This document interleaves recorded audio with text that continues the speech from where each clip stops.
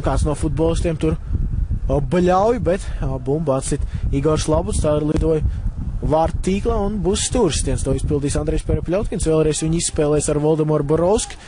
Atkal kaut kas līdzīgs, šoreiz vairāk uz vidusdaļu kustās Rīgas Daugavas uzbrukums, Mans Savens piespēle sodlokumā, kas pa piespēli jāgūst vārti un skaisti.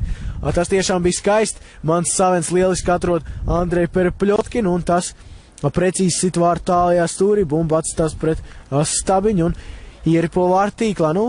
Ielūks treneris Vinokurovs mierīgi sēž, noskatās, viņam nekādas emocijas šis vārtu būms nav izraisījis.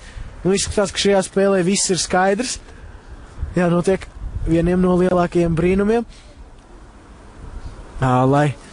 Auti Jemtieni var pēkšņi pārveidot pa sarunu situāciju, gluži kā Jelgava dara ar Rošu, kad tuvu Auti Jemtieni gala līnijā soli laukumu, tad Ošs tālu met laukumā. Ošs pat to dara, kad nav tuvu soli laukumam, Diekniņš vairāk.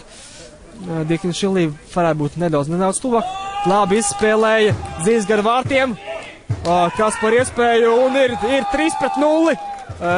Perepļotkins gūst vārtus 3-0. 80. minūte, pirmo piegājienu. Rīgas Daugava neguva vārtus, Zīles izdarīja ļoti labu piespēli gar vārtiem.